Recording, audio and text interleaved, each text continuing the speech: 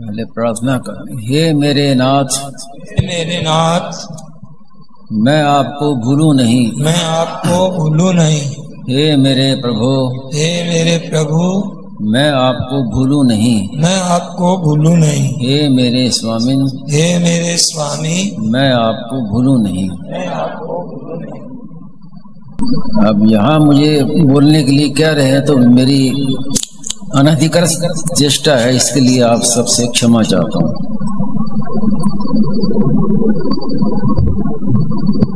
परम श्रद्धेय श्री स्वामी जी महाराज ने इसी गीता भवन में, इसी स्थान में कई बार कहा कि ये अवसर फिर नहीं मिलेगा, जितना लाभ उठाना है लाभ उठा लो, ये मौका फिर नहीं मिलेगा। तो आप देखिए वो चला गया ना अवसर, अब वो अवसर आ सकता है वापस? नहीं आ सकता।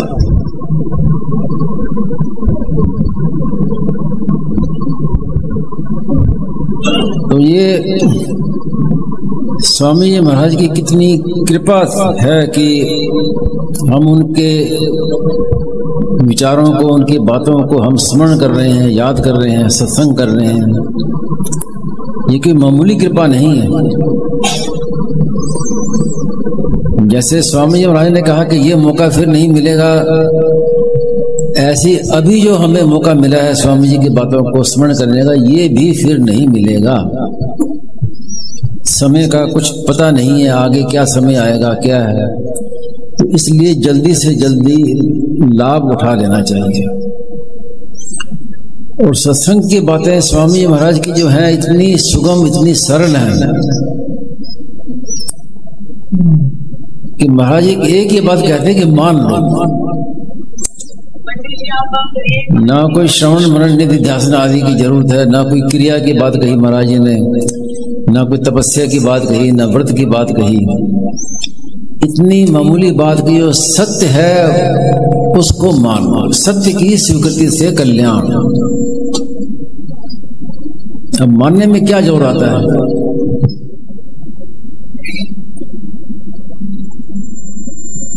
स्वामी महाराज ने कहा कि साधक जब लेता है कि मैं संसार का नहीं हूं, संसार मेरा नहीं है, और भगवान मेरे हैं, मैं भगवान का हूं, ये बात मान ली तो अब उसका साधन आरंभ हो गया। साधक की पहचान क्या है कि संसार से उपरति वैराग्य और परमात्मा में प्रेम, ये होने से ही साधना होती है। अगर ये नहीं हुआ तो अभी समझे कि हमारा साधन आरंभ नहीं हुआ। और स्वामी जी महाराज ने ऐसी कोई बात नहीं कही जिसके लिए हमें कुछ परिश्रम करना पड़े, कहीं शास्त्र पढ़ने पड़े, कहीं जाना पड़े, कहीं तीर्थ करना पड़े, कुछ नहीं करना। केवल जो आपका अनुभव है, जो आप जानते हैं, केवल उसको मानना।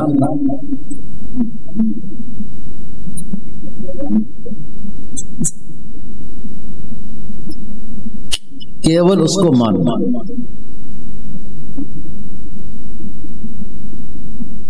सबका अनुभव है कि जो कल का दिन था वो आज नहीं है।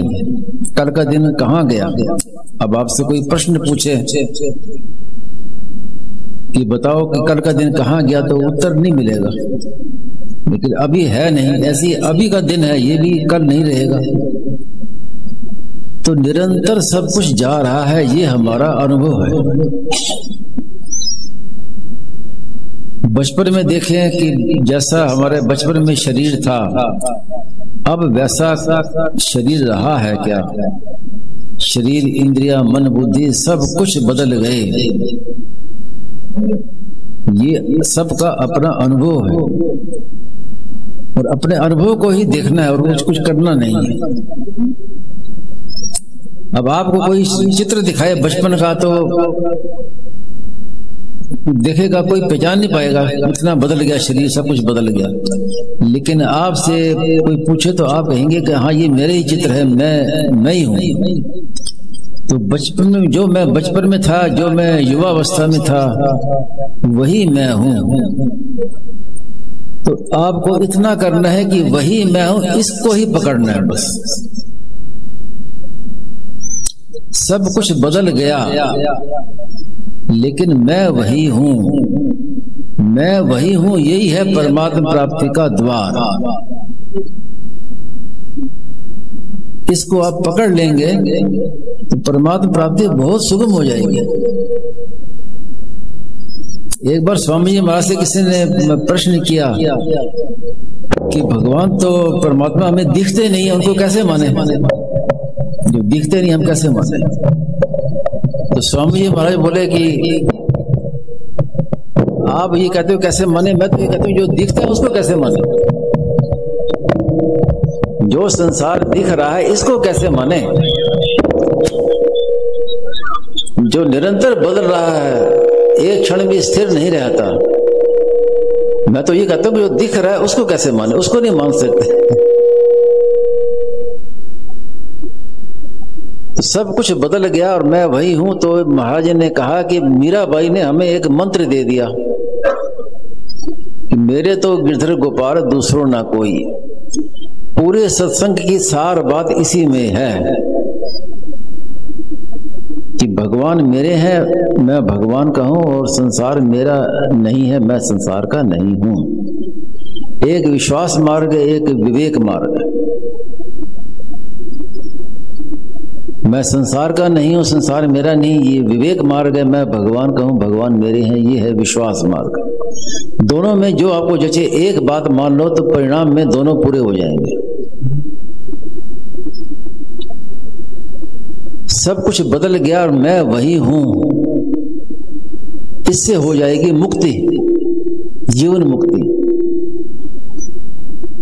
और मैं जिसका अंश हूं वो भगवान मेरे हैं, ये हो गई भक्ति।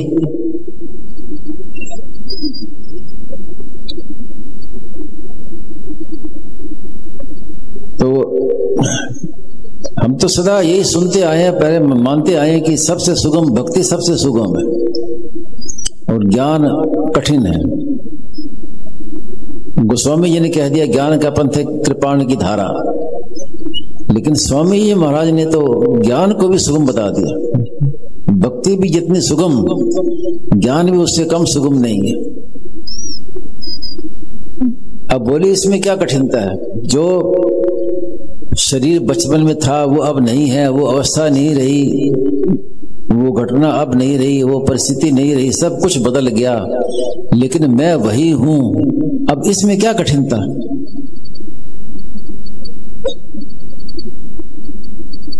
और गीता में भगवान ने कह दिया अब चेतसी पापेभ्य सर्वेभ्य पाप कृतमा। तू पापी से पापी है तो भी ज्ञान रूपी नौका से तर जाएगा।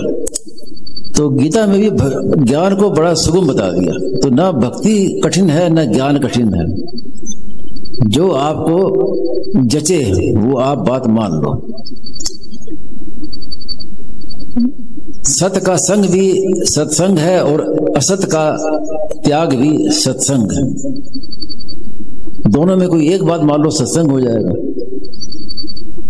और सत्य की स्वीकृति करनी, ऐसा भी नहीं है कि जो हम नहीं जानते नहीं मानते उसको मानना है, या आपके ऊपर कोई बात थोपी जा रही है जबरदस्ती, आपके अनुभव में नहीं है फिर भी मानने में आ रही है, ऐसी बात कुछ नहीं है।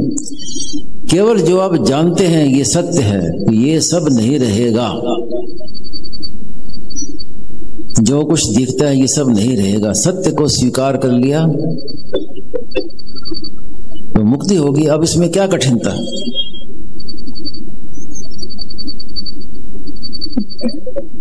आप विचार करें कि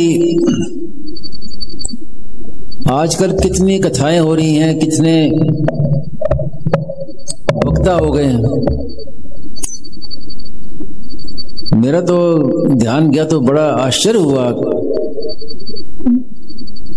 कि अब सबका कल्याण कैसे हो ये बात कहीं दिखने में नहीं आ रही। बातें खूब कर रहे हैं बड़ी बड़ी, लेकिन कल्याण की बात कोई नहीं कर रहा। स्वामी जी महाराज की बात याद आती है। महाराज जी ने कहा कि आपका कल्याण कौन चाहेगा और क्यों चाहेगा?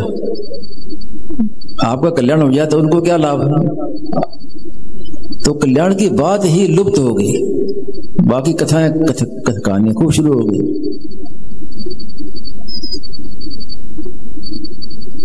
और वक्ता भी खूब हो गए, श्रोता भी खूब हो गए।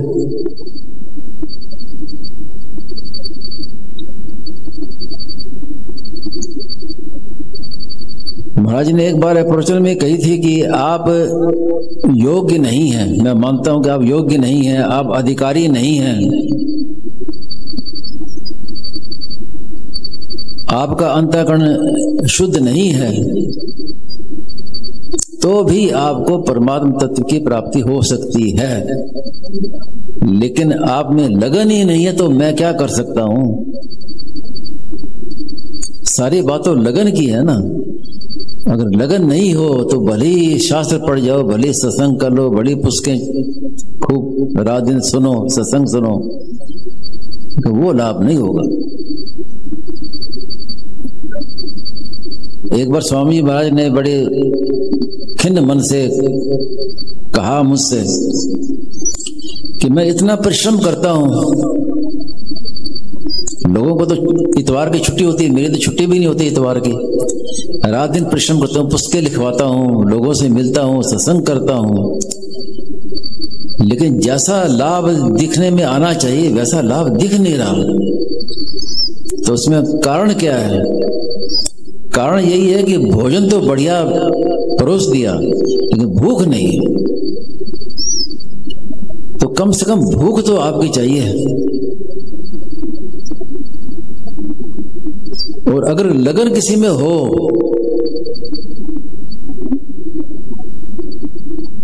तो बिल्कुल 100% सही बात स्वामी जी महाराज ने कही है, बिल्कुल 100% सही बात है कि परमात्मा प्राप्ति के समान सुगम कोई वस्तु है नहीं। परमात्मा तत्काल प्राप्त होने वाली वस्तु है, इसलिए भविष्य नहीं है। संतों ने तो यहां तक कहा है कि श्वास लेना कठिन है लेकिन परमात्मा प्राप्ति कठिन नहीं, उससे भी सुगम है। कारण कि श्वास लेना पड़ता है लेकिन परमात्मा प्राप्ति तो ज्यों का त्यों विद्यमान है तत्व, केवल उधर दृष्टि करनी है बस।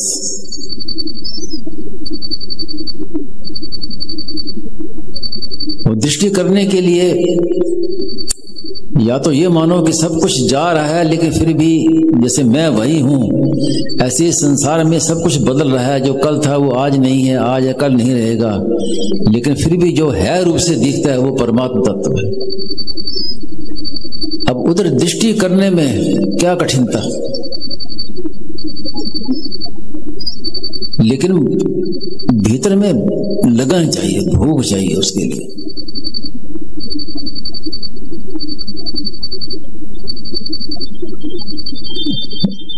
उपनिषद में आया है, कठोपनिषद में और मुंडकोपनिषद में, कि नायमात्मा प्रवचनेन लभ्यो न मेधया न बहुना श्रुतेन।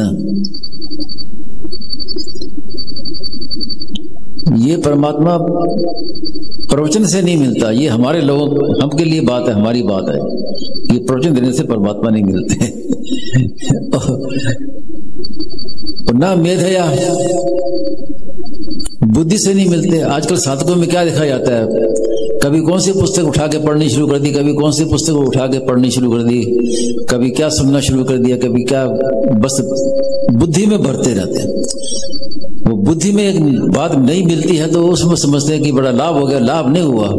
बुद्धि विकसित हो गई, बुद्धि का विकास हुआ। लेकिन स्वामी महाराज ने तो कहा कि जो अनपढ़ से अनपढ़ व्यक्ति, एक काला अक्षर भैंस बराबर, उसको भी परमात्मा की प्राप्ति हो सकती है। तो इतनी पुस्तकें पढ़ने से क्या होगा, लाभ होगा, मैं मना नहीं करता, लेकिन तत्व की प्राप्ति जो हमें तत्काल होनी चाहिए उसमें देरी हो जाएगी। तो ना मेधया और ना बहुना श्रुतेन, बहुत सुनने से भी नहीं मिलता। आजकल क्या है कि सुनना बहुत ज्यादा हो गया। पहले तो सत्संग होता है कि 1 घंटा का सत्संग, सुबह हुआ, दोपहर को हुआ, शाम को हुआ। अब तो मोबाइल पास में है, रात दिन सुनते रहो, यूट्यूब में प्रवचन सुनते रहो, ऑनलाइन सत्संग करते रहो, दिन भर सुनते रहो। तो ना बहुधा श्रुतेन, सुनने से वो लाभ नहीं होगा। जितना ये प्रचार बढ़ गया है उतना लाभ दिखता नहीं है। मूल चीज जो है ना भीतर में हमारी जो लगन के, हमें तो वो चाहिए जो हमारे से कभी बिछड़े नहीं। सार बात क्या है कि जो मिला है जो बिछुड़ जाएगा वो मेरा नहीं है। आपके शरीर, इंद्रियां, मन, बुद्धि जो है सब बिछुड़ जाएंगे, उसको मेरा कैसे कहते हैं? जो सदा साथ रहने वाला है, जो हमसे कभी बिछड़ेगा नहीं, वो मेरा है। इतनी तो बात है सत्संग की। और छोटी सी बात नहीं मानेंगे तो भले ही दिन भर सुनते रहो, पढ़ते रहो, क्या लाभ उससे? तो इसलिए सबसे पहले ये बात माननी है कि जो मिला है और बिछुड़ जाएगा वो मेरा नहीं है। अगर इतनी बात मान ली आपने तो आपका साधन में प्रवेश हो गया। जैसे छोटा बच्चा होता है ना, उसको स्कूल में भर्ती कराते हैं, तो एक बार उसको भर्ती करा दिया, फिर उसकी कक्षा अपना बढ़ती है। फिर पहली कक्षा से दूसरी कक्षा, फिर तीसरी कक्षा, फिर अपना बढ़ती है। कम से कम पहले भर्ती तो करा दो स्कूल में। ऐसे ही आपने मान लिया कि मेरे तो गिरधर गोपाल दूसरों ना कोई, मैं संसार का नहीं हूं, संसार मेरा नहीं है, मैं भगवान को हूं, भगवान मेरे हैं। इतना आपने मान लिया तो आपका स्कूल में प्रवेश हो गया। अब आगे अपने आप कक्षा बढ़ेगी भगवान की कृपा से। तो कम से कम इतना तो आरंभ में मान लेना चाहिए कि जो मिला है और बिछुड़ जाएगा वो मेरा नहीं है। और इन दो बातों के लिए सत्संग है। जो हम सत्संग करते हैं, सत्य के लिए इकट्ठा होते हैं सत्संग करने के लिए। क्यों? इसीलिए कि जो सदा से हमारे साथ है, कभी हमसे बिछड़ेगा नहीं, वो मेरा है। और जो निरंतर जा रहा है वो मेरा नहीं है। और सबका वियोग हो रहा है। संयोग का वियोग होना निश्चित है, वियोग का संयोग हो जाए निश्चित नहीं है।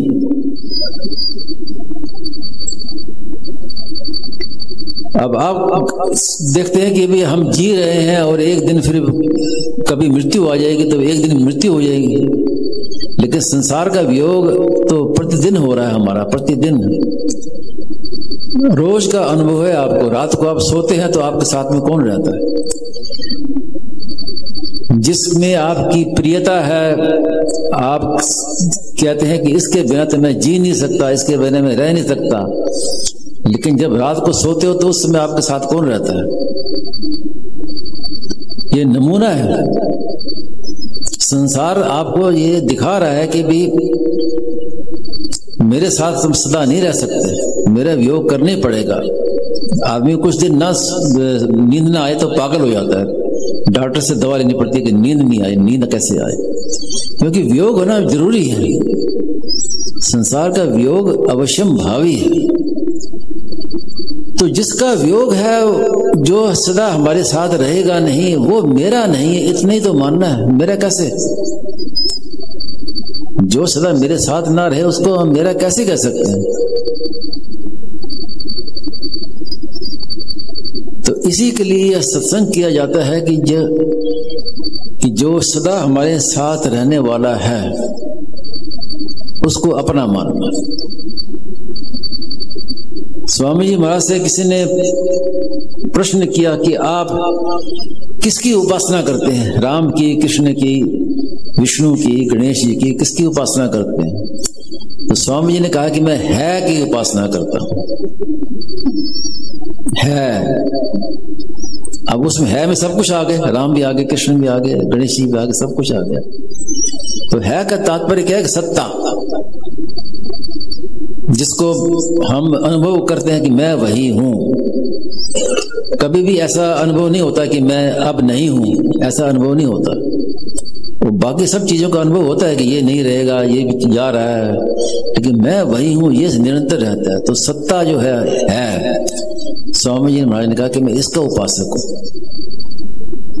तो कुछ वर्षों के बाद मैंने स्वामी जी महाराज से पूछा कि अब आपसे मैं पूछूं कि आप किसके उपासक है, तो आप क्या कहेंगे? तो स्वामी जी महाराज ने कहा कि उपासक तो मैं है कहूं, लेकिन थोड़ा फर्क पड़ा है। वो ये कि वो है मेरा है, यानी है ये तो होगी ज्ञान मुक्ति, और वो मेरा है ये होगी भक्ति। स्वामी जी में भक्ति की विशेष रूप से जागृति आई मथानिया में जब चातुर्मास हुआ था कि इस समय भगवान भक्ति का प्रचार करना चाहते हैं और भक्ति सबसे सुगम और सबके लिए। ज्ञान भी सबसे सुगम है, कठिन नहीं है ज्ञान, लेकिन उसमें एक दो चीजें की आवश्यकता है कि एक तो बुद्धि तीक्ष्ण हो, बुद्धि तेज होगी तो ज्ञान की बात जल्दी समझ आएगा, नहीं तो वो कठिनता पड़ेगी। और एक संसार से वैराग्य हो, बुद्धि तीक्ष्ण नहीं हो और संसार से वैराग्य नहीं हो तो ज्ञान की बातें सीख जाएगा, अनुभव नहीं होगा। लेकिन भक्ति में इसकी भी आवश्यकता नहीं है, बुद्धि कैसी हो, तीक्ष्ण की जरूरत नहीं है। मैं तो भगवान का हूं बस, अब इसमें क्या आवश्यकता, बुद्धि पढ़ा लिखा हो या ना अनपढ़ हो, कैसी हो, सब मान सकते हैं। अब छोटा बच्चा होता है, अब छोटा बच्चे को क्या कोई पढ़ाई कराता है, वो मेरी माँ है, अब उसने कोई पढ़ाई नहीं की, कोई योग्यता नहीं उसमें, कोई अधिकार नहीं, लेकिन मेरापन बस, मेरी माँ है। अब उससे कोई पूछे कि तेरी माँ कैसे है, तो वो उसका ये प्रश्न उसके भीतर प्रवेश करता ही नहीं है, बस माँ है, मेरी है बस। अब बच्चा खेल कूद में बाहर जाता है, कपड़े में कीचड़ लगा हुआ है, मैला कुचैला, जैसे बाहर से आता है आके माँ की गोद में आके बैठ जाता है। अब उसको ये परवाह नहीं कि पहले माँ की गोद में कैसे बैठूं, पहले मैं तो इतना कीचड़ लगा हुआ है, माँ की साड़ी गंदी हो जाएगी, उसको कोई परवाह नहीं है। अब जो काम है वो माँ की गोद में आके बैठ गए, अब माँ जाने उसका काम जाने, उसका काम तो इतनी है कि माँ की गोद में आके बैठ गए। वही बालक ये बड़ा हो जाता है, लेकिन वो कहा बालक समय दास अमानी, मोरे प्रौढ़ समय सब ज्ञानी। तो जब बालक बड़ा हो जाता है तो फिर माँ उसको नहीं लाती, उसको अगर आएगा भी तो माँ उसको डांटेगी, जा पहले स्नान करके आ, कपड़े बदल के आ, जा पहले, क्योंकि वो उसकी जिम्मेवारी माँ पर नहीं है, उसकी जिम्मेवारी उसके खुद पर है। लेकिन जो भक्त हैं ये छोटे बालक के समान होते हैं, अपने पर कोई जिम्मेवारी नहीं। जो हम भले बुरे तो तेरे, हम अच्छे हैं तो तेरे हैं, बुरे हैं तो तेरे हैं, हम तो बस आपके हैं, अब आप जानो, आपका काम जाने, भगवान चाहे जैसे करे। तो ये बहुत सुगम है, तो इसके लिए कोई पात्रता की, अधिकारता की जरूरत नहीं है। और प्रेम प्राप्ति के लिए लोग सोचते हैं कि प्रेम की प्राप्ति कैसे होगी, पुस्तकों में बड़ी बड़ी बातें आती है प्रेम प्राप्ति की, लेकिन प्रेम की प्राप्ति होगी अपनापन से। भगवान मेरे हैं, मेरे तो गिरधर गोपाल, भगवान को अपना मानेंगे तभी प्रेम की प्राप्ति होगी, इसके अलावा दूसरा कोई उपाय है ही नहीं। भले कितना जब तब तपस्या आदि कर लो, प्रेम की प्राप्ति का एकमात्र उपाय यही है, भगवान में अपनापन। तो मेरे तो गिरधर गोपाल दूसरों ना कोई, ये खास महामंत्र है, वो पूरा सत्संग इसमें आ जाता है कि जो मिलने और बिछुड़ने वाला है वो मेरा नहीं है, इतना मानना है। ये सबके अनुभव की बात है।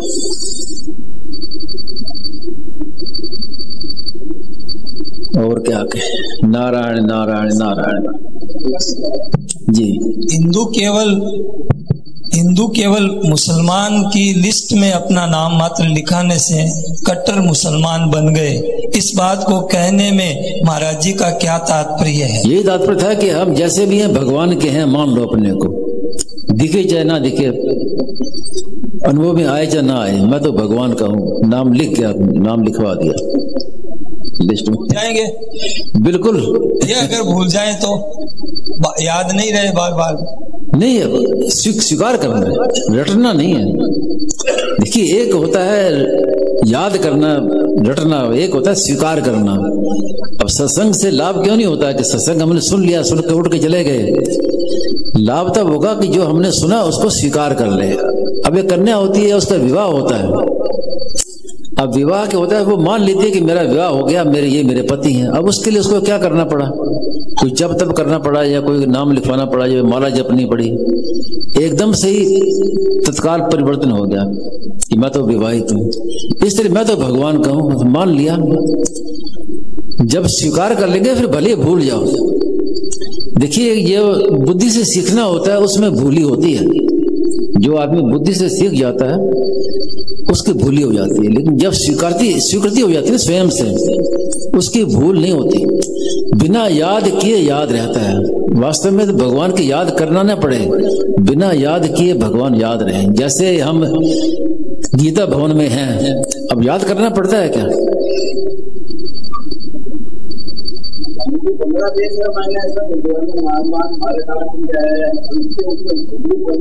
अभी जो विषय चल रहा है उस विषय पर बात करें। इसमें महाराज जी कहा कि हम यहाँ रहने वाले नहीं हैं। ये शरीर संसार हमारे देखते देखते बदल रहा है।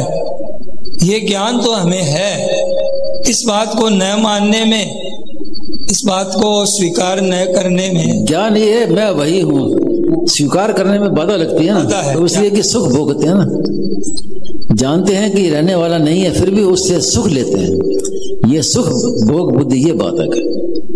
इसी कारण से क्या है कि सुनने पर भी, बार बार करने पर भी वो बात टिकती नहीं है, भीतर में स्थिर नहीं होती। स्वीकार करते हैं फिर वो भूली हो जाती है, क्योंकि संसार का सुख ले रहे हैं। भगवान किसी ने पूछा महाराज जी से कि भगवान में लगन कैसे लगे, तो स्वामी महाराज ने कहा कि संसार की लगन छूटेगी तो लगन लगेगी भगवान में। अब भोजन का समय होता है तो भूख लगती है, भोजन के समय भूख अपने आप लगती है तो भोजन करते हैं। लेकिन जो लगातार कुछ ना कुछ चलता ही रहे, कभी क्या खा लिया, कभी क्या खा लिया, कभी क्या खा लिया, तो जब भोजन का समय आएगा उस समय करेगा भूख नहीं है, तो तुमने भूख तो वहां खत्म कर दी दूसरी चीजों में। तो हमने अपनी लगन जो है, सच्ची लगन, वो हमने संसार में खर्च कर दी, तो कैसे लगे लगन? ये आने और जाने वाले हैं सब संसार मात्र, इनको सहन कर लो। तो बोले कि सहन करने वाला कौन है? और प्राय सहन होता नहीं है। सहन नहीं होने वाली स्थिति में क्या मंत्र है, क्या कोई ऐसा? उसका एक ही मंत्र है कि ये भी नहीं रहेगा। ये मंत्र है। अनुकूलता आए तो ये भी नहीं रहेगी, प्रतिकूलता आए तो ये भी नहीं रहेगी, ये सब जाने वाली है। ये है सहन करना। अनुकूलता में राजी हो गए, सब कुछ भूल गए, प्रतिकूलता आए तो रोने लग गए, तो ये सहन करना नहीं। सहन करने का मतलब है कि ये भी नहीं रहेगा, सब जाने वाला है। ये है सहन करना। सहन नहीं करोगे तो और क्या करोगे? परिस्थिति को तो बदल सकते नहीं, लेकिन वो रहेगी नहीं। आपके अपने जीवन का अनुभव है, आपके जीवन में बचपन से लेकर अब तक याद करें कितनी अनुकूलताएं और कितनी प्रतिकूलताएं आई, कितने बड़े बड़े दुख आए कि आप घबरा गए, लेकिन वो फिर चला गया ना, फिर रहा नहीं। तो सब जाने वाला है, यही उनको सहन करना। महाराज जी जी इस मंत्र का इस 3 शब्दों से बना है, इसका स्पष्टीकरण। आने जाने वाले हैं और अनित्य हैं। जितने भी संसार के संयोग हैं ये सब आने जाने वाले हैं और अनित्य। तो जब आने जाने वाले ये हम मान लेंगे तो हमारा उनके साथ संबंध अपने आप टूट जाएगा। जैसे हमने मान लिया कि ये जाने वाला है, रहने वाला नहीं है, तो हमारा संबंध विच्छेद हो गया उससे, उसी समय हो गया, भले पता न चले। गीता भवन में रहने पर भी गीता भवन का कमरा मेरा है, हम यहाँ के हैं ये नहीं लगता है, हम वहाँ के हैं, वहाँ से आए हुए हैं। ऐसे ही संसार में जैसे आपका ये भीतर में ये मन है ना कि हम गीता भवन में आए हैं और हमें यहाँ से अपने घर जाना है, तो घर में रहते हुए भी यही भाव रहे कि यहाँ से हमें जाना है, ये हमारा घर नहीं है। तद्धाम परमम मम, तो जो भाव यहाँ पर है वही भाव हमारे घर में भी रहना चाहिए। यहाँ तो भाव कर लेते हैं कि यहाँ पे जाना है, घर जाना है, घर जाना है, घर जाके फिर भूल जाते हैं। घर में भी ये भाव रहे कि हमें यहाँ से जाना है, यहाँ भी रहने वाले नहीं हम, ये भी घर भी छूटेगा हमारा। महाराज जी ट्राम लाइन का उदाहरण देते थे, ट्राम गाड़ी चल रही है, मैं हर एक आदमी ने पकड़ बैठा, बोला जाइए जी क्यों, बोले मन तो उतर तो तू बैठ जा। हाँ हाँ, ये महाराज जी कहते थे कि अन्याय आदमी व्यक्ति का अन्याय कब करता है, पाप कब करता है, जब वो अपने को स्थायी मान लेता है कि मैं यहाँ रहने वाला हूँ, तो उससे अन्याय होगा ही। अब जब ट्रेन में जाते हैं यहाँ से कलकत्ता जाना, दूर लंबी ट्रेन है, तो हम अपनी सीट को भी किसी को बैठने नहीं देंगे क्योंकि लंबी यात्रा है। लेकिन अगर बस में जाना है, थोड़ी दूर जाना है, तो भले ही हम खड़े होकर चले जाएंगे, दूसरे को भी उठा साथ में लेने जाओ, खड़े हो जाओ, पता क्या उतरना है हमें। तो जब ये भाव रहेगा कि हम यहाँ रहने वाले नहीं हैं, तो फिर अन्याय नहीं होगा, पाप नहीं होगा। वो तभी होता है जब रहने वाले हम मान लेते हैं कि हमें तो यही बैठना है। नारायण नारायण नारायण नारायण।